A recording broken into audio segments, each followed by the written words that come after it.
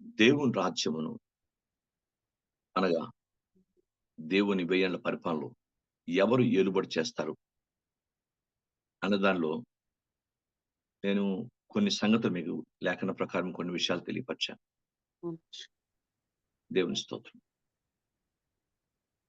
మొదటిది జయించువారు, మొదటిది పరిశుద్ధులు, రెండోది సహించువారు, మూడోది జయించువారు, నాలుగోది 666 ముద్ర ఎవరు వేయించుకుంటారు వాళ్ళు. ఇలాగా ఐదో విషయాన్ని చెప్తాను. ఈ 4 మీకు జ్ఞాపకం ఉండకపోవచ్చు. ఎందుకంటే అంత కంప్యూటర్ మైండ్‌గా ఉండదు మనది. మనకున్న పరిస్థితులు బట్టి, మనకున్న సమస్యలు బట్టి కొన్నిసార్లు దైవవాక్యాన్ని మర్చిపోతాం. ఇవన్నీ ఒకటి తర్వాత నేను మళ్ళీ మీకు విస్తరిస్తాను. ఈరోజు ఐదో సంగతి, ఎవరు దేవుని రాజ్యాన్ని ఏలుబడి చేస్తారు? ఎవరు దేవుని వాక్యానుసారం ఏలుబడి చేస్తారు? సామెతల గ్రంథము 12వ అధ్యాయము 24వ వచనం చూడండి. శ్రద్ధగా పనిచేయువారు ఏలుబడి చేయుదురు. Praise God. ఏలుబడి అంటే భూమి మీద ఉన్నప్పుడు కూడా నేను గొప్ప దైవికం ఉంటాం. శ్రద్ధగా పనిచేయవారు.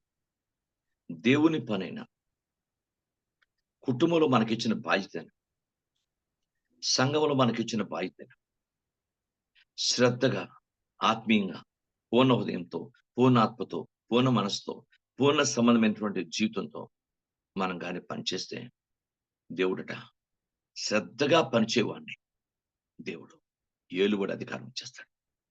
ఏలే అధికారం ఇచ్చేస్తాడు. దేవుని భూమి మీద ఉన్నప్పుడు నువ్వు శ్రద్ధగా దేంట్లో ఉండాలి అనేది నేను 2 విషయాలు చెప్తాను ఈరోజు. ఎందుకంటే చాలా ఇంపార్టెంట్. 2 విషయాలు నేర్చుకుందాం. మొదటిది నిర్గమాకాండం 15వ అధ్యాయం 26వ వచనం చదవండి.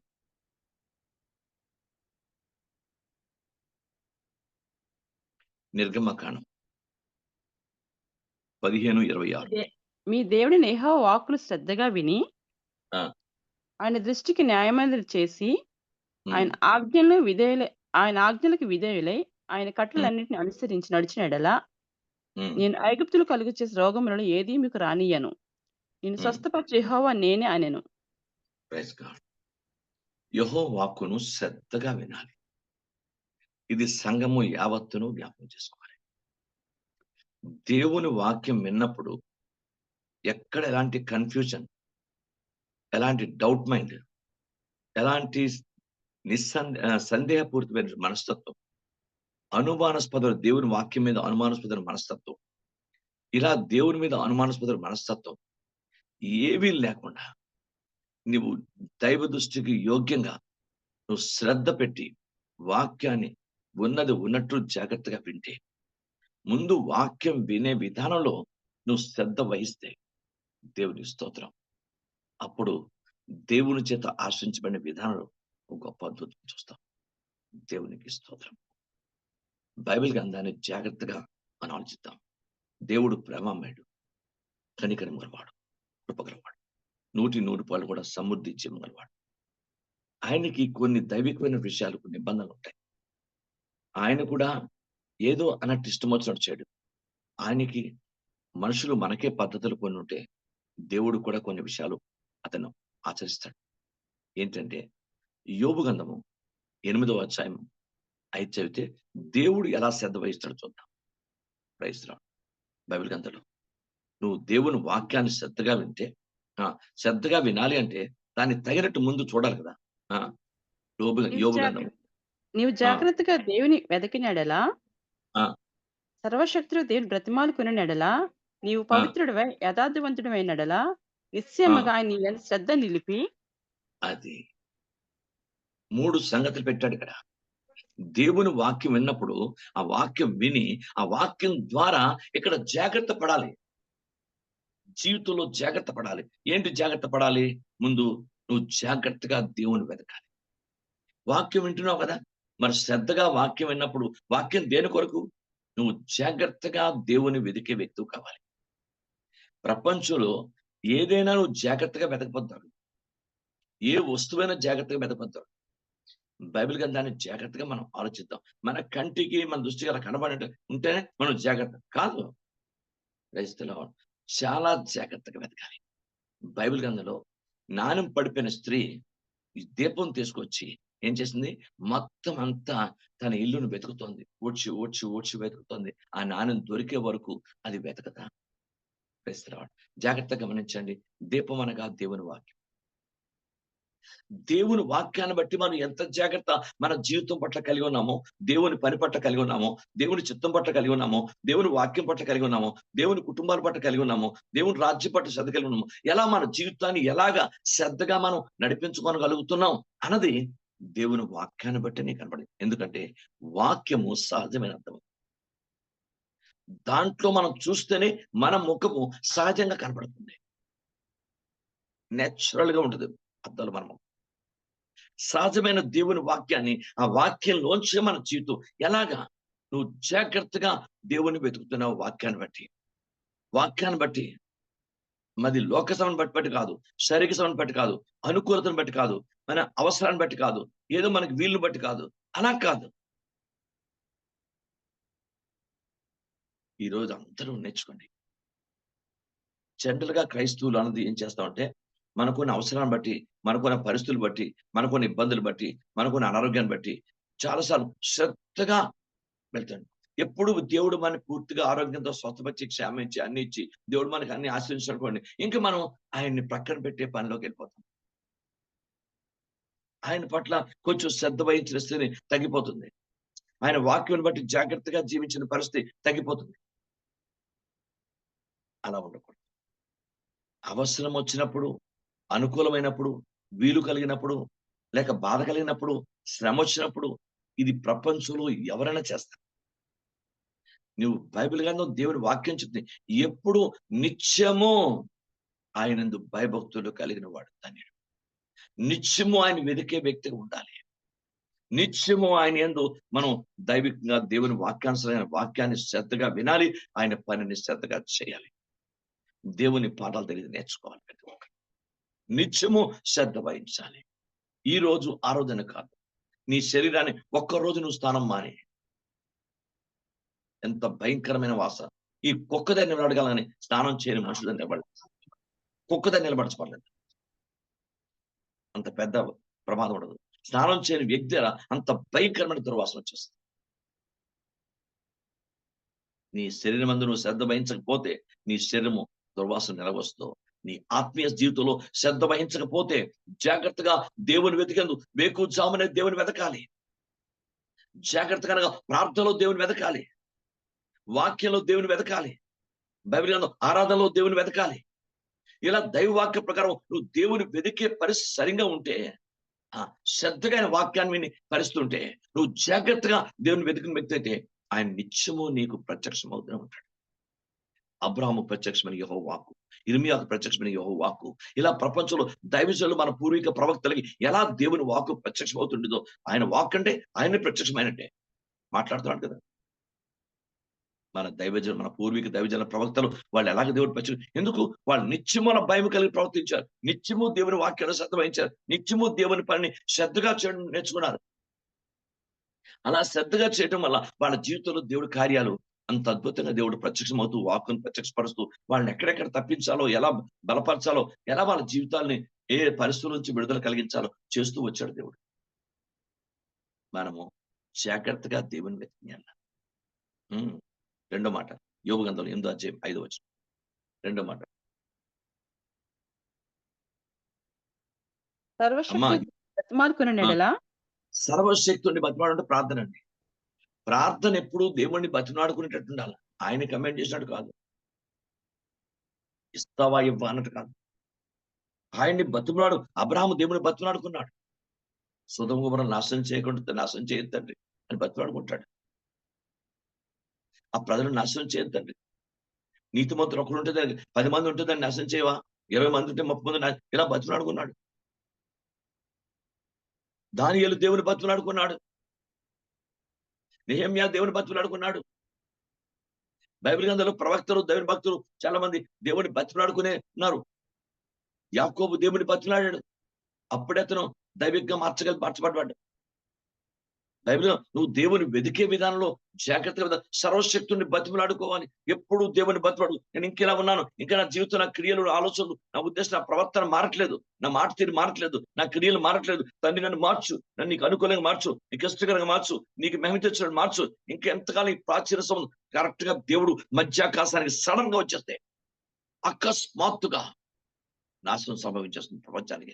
దశలోనికి రాసిన పత్రికలో బైబిల్ 5వ అధ్యాయం చదివితే స్పష్టం. అకస్మాత్తుగా గాని ఆయన వచ్చేసాడంటే ప్రజలు దొరికిపోతారు. బైబిల్ గ్రంథంలో ఉంది. మలాకి గ్రంథం 3వ అధ్యాయం హఠాత్తుగా ఆయన ఆలయానికి వచ్చేస్తాడు. హఠాత్తుగా వచ్చేస్తాడు. చెప్పడు చేయడు ఎవరు తెలియదు. ఒక దేవుడు తప్ప కుమారుడు యొక్క రాక ఎవరికి తెలియదు.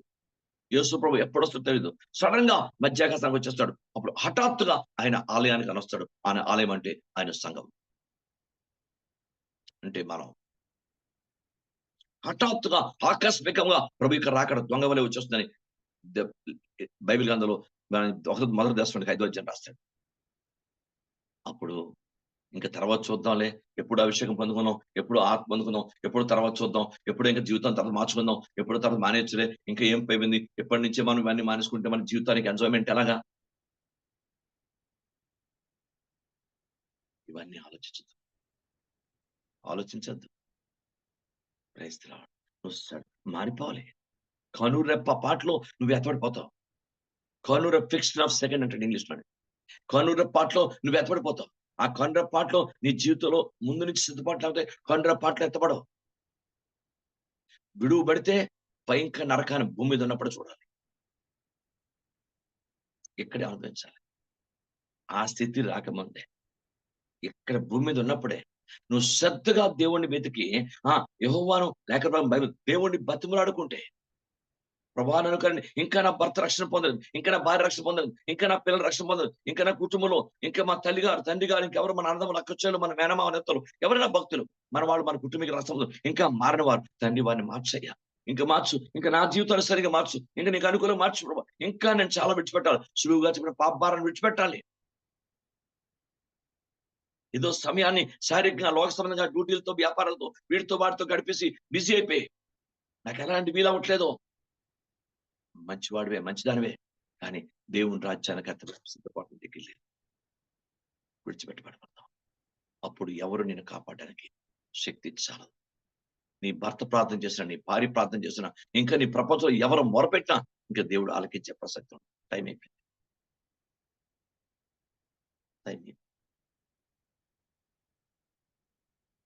జాగ్రత్త గమనించాలి. అంచేత నువ్వు దేవుణ్ణి బతిమలాడుకుంటే, నువ్వు పవిత్రుడివై ఉంటే, క్రైస్తవుడు చాలా పరిశుద్ధులకు మాత్రమే దేవుడు రాజ్యాన్ని శక్తినిస్తాడు. దానియేలు గ్రంథము 7వ అధ్యాయము 18, 22 2 వచనాలు చదవండి. దానియేలు గ్రంథము 7వ అధ్యాయం 18వ వచనం, 22వ వచనం.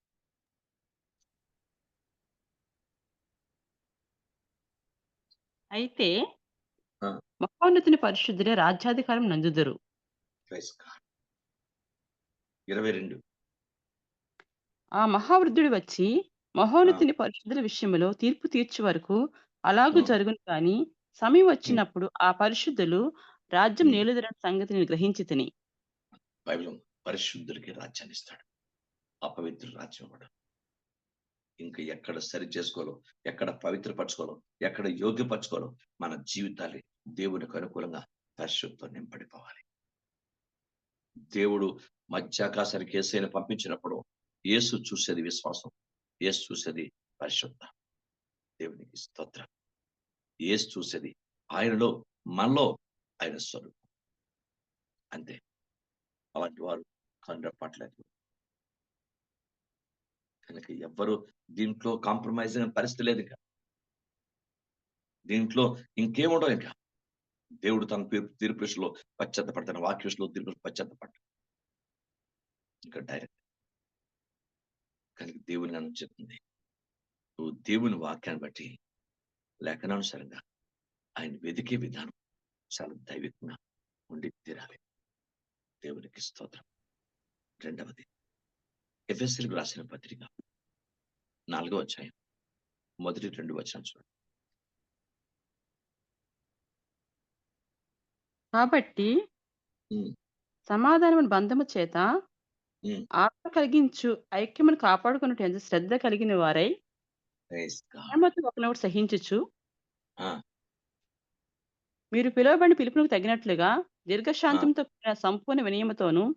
సాత్వికముతోను నడుచుకొనవలెనని ప్రభువును హ్మ్. బట్టి ఖైదీనని నేను మిమ్మల్ని బ్రతిమాలుకొనుచున్నాను. Praise God. ఆత్మ కలిగించు ఐక్యతను శ్రద్ధతో కాపాడు. దేవునికి స్తోత్రం. ఉదాహరణకి ఒక్కసారి మనం ఆలోచిస్తే నేనెవరు? మీరెవరు? ఎక్కడో పుట్టాను, ఎక్కడో పెరిగాను, ఎక్కడికో వచ్చాను. ఈ విధంగా దైవ సేవకుడిగా దేవుడిని దీవించాడు. మీరెవరు? మీరెవరో నాకు తెలీదు. మీరెవరు? దేవుని మహాకృప చేత మిమ్మల్ని నాకు దేవుడు పిల్లలుగా, దేవుడు విశ్వాసులుగా ఇచ్చాడు. ఇది ఎవరు కలిగించిన ఐక్యత? ఎప్పుడైనా మనం ఊహించామా? ఆలోచించామా? ఇంకోటి ఉదాహరణకి భార్యాభర్తలున్నారు. ఎక్కడో పుట్టావు, ఎక్కడో పెరిగావు, నీ బ్యాక్‌గ్రౌండ్ వేరు, నీ పరిస్థితి వేరు, నీ కానీ ఇద్దరు భార్యాభర్తలు కానీ ఇద్దరిని దేవుడు ఐక్యపరిచాడు. ఆ ఆత్మ కలిగించే ఐక్యతను కాపాడుకోవాలి కదా! భార్యాభర్తలు. ఆలోచించండి. దేవుని స్తోత్రం.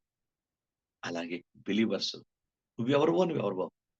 నువ్వే తల్లిలో ఒకటి పుట్టావు, నువ్వే తల్లిలో ఒకటి పుట్టుంటావు. కానీ ఇద్దరిని ఒక సంఘంలో ఒక రక్తంతో కడగబడిన బిడ్డలుగా మిమ్మల్ని దేవుడు ఐక్యపరిచాడు కదా! విశ్వాసులు బ్రదర్స్, సిస్టర్స్ అందరూ జ్ఞాపకం ఈ ఐక్యతను కాపాడుకోవాలి కదా!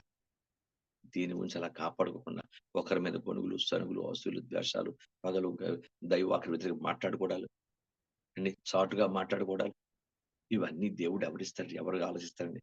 ఎవరికి ఎలాగ దేవుడు ఎందుకు అంగీకరిస్తాడండి మనని? వద్దయ్యా! దేవునికి స్తోత్రం. వద్దు. మనకి వీలుంటే ఓలాగా, వీలు లేకపోతే ఓలాగా. అనుకూలం ఉంటే ఓలాగా, అనుకూలం లేకపోతే ఓలాగా. పెడితే పెళ్లి కోరేది, లేతే చావు కోరేది అన్నట్టు సామెత చెప్పినట్టు వాక్యానికి వ్యతిరేకంగా, ఒకరికి వ్యతిరేకంగా ఒకరు మాట్లాడుకోవడం, ఇవన్నీ దేవుడు అసహించుకుంటాడు. మాట్లాడితే ప్రభువు వచ్చి మాట్లాడు. నీ సమస్యలు ప్రభువుతో మాట్లాడుకో. నీ కష్టాన్ని తోటి సహోదరుడితో పంచుకో. సహోదరుడితో పంచుకో. అది దేవుడు అంగీకరిస్తాడు. మీరు ఒకరికొకరు ప్రార్థన చేసుకోమన్నాడు. అలాగూ బైబిల్ గ్రంథంలో దేవుని వాక్యం. కనుక ఆత్మ కలిగించు ఐక్యతను కాపాడు శ్రద్ధ కలిగిన వారే. దేవునికి స్తోత్రం. బైబిల్ గ్రంథంలో ఏ పిల్లలు తల్లిదండ్రులను అలక్ష్యం చేయకండి. ఆ తల్లి గర్భాన్ని నేను పెట్టాడంటే నేను దేవుడు దైవికంగా నిన్ను ఆశ్రయించాడని అర్థం. కనుక ఏ పిల్లలు తల్లిదండ్రులకు అవిధేయులుగా ఉండరు. దేవుని వాక్యంలో ఉన్న సత్యం అది. కనుక ఆత్మ కలిగించి ఇవన్నీ ఆత్మ కలిగించు ఐక్యత. దేవునికి స్తోత్రం. హల్లెలూయా! మన ప్రతి ఒక్కరు మీరు ఆలోచించండి. దేవునికి స్తోత్రం. కనుక ఆత్మ కలిగించిన ఐక్యతను శ్రద్ధ కలిగిన వారే. దాంట్లో శ్రద్ధ ఉండాలి. దేవునికి స్తోత్రం. నిజమే నాయన. నాకిచ్చిన ఆత్మీయ సహోదరి, సహోదరులు దేవునికి స్తోత్రం. దేవునికి మహిమ. మీరు ఆలోచించండి. మీ మీ కుటుంబాలు నీ గురించి ఎంతవరకు ప్రార్థన చేస్తాయి?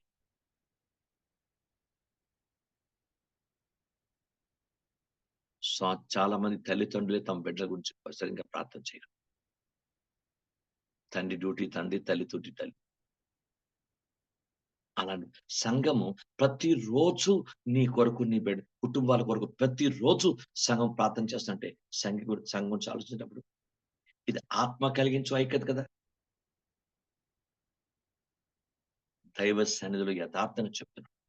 నా బిడ్డల కంటే నేను కుటుంబం, సంఘము చెప్పి ప్రార్థన చేస్తాను. నా సొంత బిడ్డల కంటే మా కాంతి ఇంటికొచ్చి మా పిల్లలు దెబ్బలాడతారు. కనీసం మా గురించి ఎప్పుడూ భారంతో ప్రార్థన చేయరు. చేయక మానరు. చేస్తా. కానీ వీరికంటే ఎక్కువగా సంఘం గురించి ప్రార్థన చేస్తా. ఇది ఆత్మ కలిగించే కదా! మీరెవరు? నేనెవరు? ఎవరు మనం? ఎక్కడ పుట్టాం? ఎక్కడ పెరిగాం? ఒకసారి జాగ్రత్తగా దైవికంగా మనం ఆలోచిద్దాం. ఆత్మ కలిగించు ఐక్యతను కాపాడుకుని శ్రద్ధ కలిగిన వారే. శ్రద్ధ కలిగిన దుష్టుడు ఎక్కడో దగ్గర ఏదో మనసు, ఏదో ఆలోచన, ఏదో ఉద్దేశం కలిగించి ఆ దైవ ఐక్యత నుంచి మనని వెనక్కి లాగేస్తుంటాడు. జాగ్రత్తగా అర్థం చేసుకొని ఇది దుష్టుని పన్నామన్నది యేసు నామములో బ్రేక్ చేయాలంటే కార్యాల్ని, అలాంటి మాటల్ని, అలాంటి క్రియల్ని, అలాంటి ఆలోచనలను యేసు బ్రేక్ చేయి. నా సహోదరి నుంచి నన్ను తప్పిస్తున్నాడు, నా సహోదరుని తప్పిస్తున్నాడు, నా భర్త నుంచి, నా భార్య నుంచి, నా పిల్లలు తప్పిస్తున్నాడు. ఈ దుష్ట క్రియలు, ఈ దుష్టమైన పన్నాగం యేసు బ్రేక్ చేయి. దేవుడు నీకు అధికారం ఇచ్చాడు. అమ్మో, నేను దైవ ఐక్యతను తొలగిపోకూడదు. ఆత్మ కలిగించు ఐక్యతను కాపాడు శ్రద్ధ కలిగిన వారే. అందరికీ లేఖనంలో నుంచి పరిశుద్ధాత్మ దేవుడు మాట్లాడుతున్నాడు. క్రిస్మస్ అంటే ఆడంబరం కాదు. క్రిస్మస్ అంటే ప్రేమ. ఫస్ట్ అందరూ ప్రేమ కలిగి, ప్రతి కుటుంబంలో ప్రేమను డెవలప్ చేసుకోండి. ఈ ప్రేమను డెవలప్ చేసుకోండి. ఓకే, ప్రాబ్లమ్స్ అని, కొన్ని ఇబ్బందులు, కొన్ని మాటలు, కొన్ని పేర్లు, కొన్ని పరిస్థితులు మనకి ఒకరికొకరు వ్యతిరేకం ఉండొచ్చు. వెంటనే వాటిని లైమ్ చేసుకోండి. దైవ ఐక్యత కలిపండి, ప్రేమ కలిపి. ఇద్దరు దుష్ట భయంకర వ్యక్తులు, హేరోదు, పిలాతు, యేసు ప్రభువును సిలువేయడానికి ఇద్దరు ఐక్యమైపోయారంతే. అయిపోయి ఇద్దరు కలిసి తీర్పు తీర్చి పిలాతుకి అప్పగిస్తే పిలాతు తీర్పు తీర్చాడు. ఎంత భయంకరం! ఇద్దరు దుర్మార్గులు వారు యేసు ప్రభువును సిలువేయడానికి వాళ్ళు ఐక్యమైతే, ఇద్దరు దేవుని బిడ్డలు, యేసు రక్తంలో కడగబడిన దేవుని బిడ్డలు ఐక్యమవరా? ఆత్మ కలిగించు ఐక్యతను కాపాడుకోండి అని శ్రద్ధ కలిగిన వారై. ఎస్, కొన్నిసార్లు భర్త ఉన్నట్టు భార్య ఉండకపోవచ్చు, భార్య ఉన్నట్టు ఓర్పు సహనం భర్తకు ఉండకపోవచ్చు. కానీ దేవుడు ఇద్దరిని సృష్టించి ఇద్దరిని ఐక్యపరచాలంటే ఏంటి అర్థం ఏంటి? కనుక దైవ ఐక్యత, ఆత్మ కలిగించు ఐక్యత. అందుకే దాన్ని అభిషేకంతో పోల్చాడు. Praise the lord. ఐక్యతను అభిషేకంతో పోల్చాడు. 133వ కీర్తన. అది అహరోను ప్రధాన యాజకుని యొక్క అభిషేకంతో పోల్చాడు. చిన్న విషయం కాదక్కడ. ఆ ఐక్యతకి అంత దైవికమైన ప్రాధాన్యత ఉంది. దేవుని స్తోత్రం కలుగుగాక. దేవునికి మహిమ. బైబిల్ గ్రంథంలో దేవుని మనసుతో మన మనసు ఏకీభవించాలి. దేవుని కార్యాలతో మన కార్యం ఏకీభవించాలి. మనం ఏకీభిస్తేనే దేవుడు అద్భుతంగా. Praise the Lord. నేనైనా మీరైనా నేర్చుకుందాం. ప్రభువా, అందుకే ఎందుకు దేవుడు ఫినెహాసుని దేవుడు దీవించాడు? నేను ఏది ఓర్వలేకపోతున్నానో అది ఆయన ఓర్వలేకపోయాడు. అందుకే అతని కుటుంబంతో దైవికమైన సమాధాన నిబంధన ఏర్పాటు చేశాడు దేవుడు. అది క్రిస్టియన్ మైండ్. దేవా, నువ్వు ఏది ఓర్వలేకపోతున్నావో అని విగ్రహాలను ఓర్వలేడు. దాని చిరుపక్కలకి వెళ్ళొద్దాం. Praise the lord. బంధువులు, రక్షం ఎవరైనా సరే నథింగ్. ప్రేమించాలి, క్షమించాలి. అది మరి ఎక్కడ వాక్యం చెప్పాలి అక్కడ వాక్యం చెప్పాలి. ఎక్కడ మనం వారిని బలపరచాలి. మంచిది, మనం ప్రేమ చూపించాలి. అని పాపాన్ని మాట ఎక్కడ కూడా ఏకీభవించడానికి లేదు. కనుక బైబిల్ చెప్తుందయ్యా, ప్రేమ ఐక్యతగా ఆత్మ కలిగించు ఐక్యత, పరిశుద్ధాత్మ దేవుడు కలిగించు ఐక్యత మామూలు కాదు. దేవునికి స్తోత్రం. దాని యందు శ్రద్ధ కలిగి ఉంటే అప్పుడు దేవుని పనిని శ్రద్ధగా, బైబిల్ గ్రంథంలో ఉంది, మిగతా 11 మంది దేవుని పనిని శ్రద్ధగా చేశారు. పేతురు, యాకోబు, యోహాను ఎక్కడ పడితే అక్కడ యేసు ప్రభువుతో వెళ్ళారు. మిగతా ఎనమండుగురు, తొమ్మండుగురు కూడా ఏకీభవించారు. కానీ బైబిల్ గ్రంథం పని ఇస్కరియోతు యూదా దేవుని పని ఎందుకంటే వాడు ఎలా దేవుని అప్పగించాలి, యేసయ్యని అప్పగించాలి ప్రణాళిక వెళ్ళిపోయేటప్పుడే కొద్దిగా 3.5 సంవత్సరాల్లోనే, 10 ఏళ్ళు 15 ఏళ్ళు కాదు, 3.5 సంవత్సరాలు వాడు తప్పుడు ఆలోచన వచ్చింది.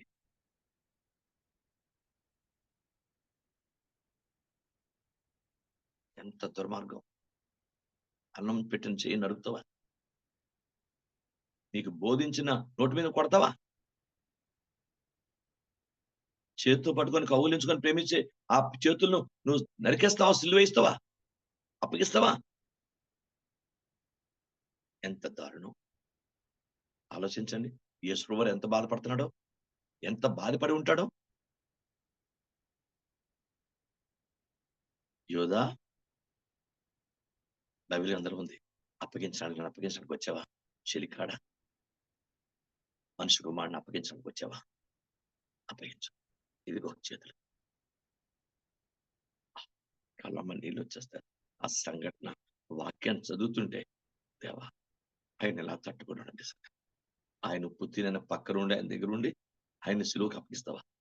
ఎంత దుర్మార్గం మైండ్ కలుచేశాడు సాతానుడు వాళ్ళు తూలిపోయిన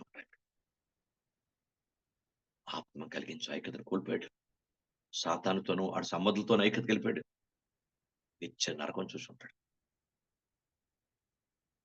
వేసుకొని చచ్చినోడు ఎక్కడ ఉంటాడండి? చరిత్ర లేదు. దేవుని దగ్గరికెళ్ళినట్టు. ఆటి గురించి తర్వాత ప్రార్థన చేసినా దేవుని దగ్గరికెళ్ళిపోతాడా? ఇంకా ప్రసక్తి లేదింక.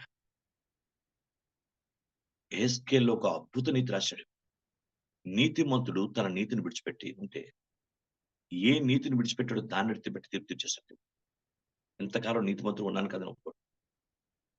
పాపాత్ముడు తన పాపాన్ని మర్చి నీతిలోకొస్తే, ఆ పాపంతా దేవుడు పక్కన పెట్టి నీతిమంతుడుగా దీవించేస్తాడు. యెహెజ్కేలులో అతి శక్తివంతుని వాక్యం. దేవునికి స్తోత్రం.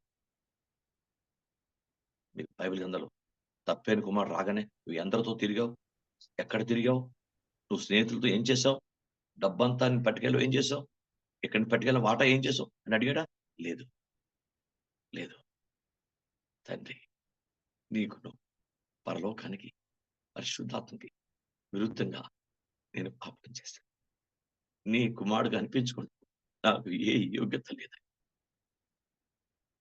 నీ పరిమాణంలో ఒకటిగా నన్ను పెట్టుకోతండి. దేవుడా పశ్చాత్తాపం చేశాడు. ఎంత ప్రేమమయుడు. రూపాయి తీసుకురాలేదు ఇంటికి. చింకి బట్టలతో వచ్చాడు. కాళ్ళకు చెప్పులు లేకుండా వచ్చాడు. పెట్టిన ఉంగరం అధికారంతో పెట్టిన ఉంగరం కోల్పోయి వచ్చాడు. జీవితాన్ని కోల్పోయి వచ్చాడు. అందుకే దేవుడు అతన్ని బైబిల్ గ్రంథంలో ఉంది. తప్పైన కుమారుని చనిపోయిన వాడిగా పిలిచి తిరిగి ఇచ్చాడు. చనిపోయిన నా కుమారుడు తిరిగి బతికొచ్చాడు. బైబిల్ చెప్తుంది. నువ్వు దేవుని ఆత్మతో మాట్లాడు. మీతో మాట్లాడు. ఆత్మ కలిగించు ఆయన. అది కాపాడు. 11 మంది కూడా ఐక్యతను కాపాడుకున్నారు. 11 సింహాసనాల పరలోకంలో ఉన్నారు. దేవుని స్తోత్రం. ఇప్పుడు బలిపీఠం కింద ఉన్నారు. తీర్పు సమయం తర్వాత వాళ్ళకి ఆ 11 సింహాసనాలు ఇచ్చేస్తారు దేవుడు. ఎంత ఆశీర్వాదం. ఆత్మ కలిగించు ఐక్యతను కాపాడుకుని శ్రద్ధ కలిగిన వారై. ఆ శ్రద్ధ మనం గుర్తుపెట్టుకోండి. ప్రభువుని వెతుకుతున్న శ్రద్ధగా ఉండాలి. ప్రభువుని వాక్యాన్ని వినటం శ్రద్ధగా ఉండాలి. ఆత్మ కలిగించు ఐక్యతను కాపాడు శ్రద్ధ. ఈ 3 శ్రద్ధ మనం కలిగి ఉంటే ఆయన పనిని శ్రద్ధగా చేయగలం. ఆయన పని శ్రద్ధగా చేయగలం.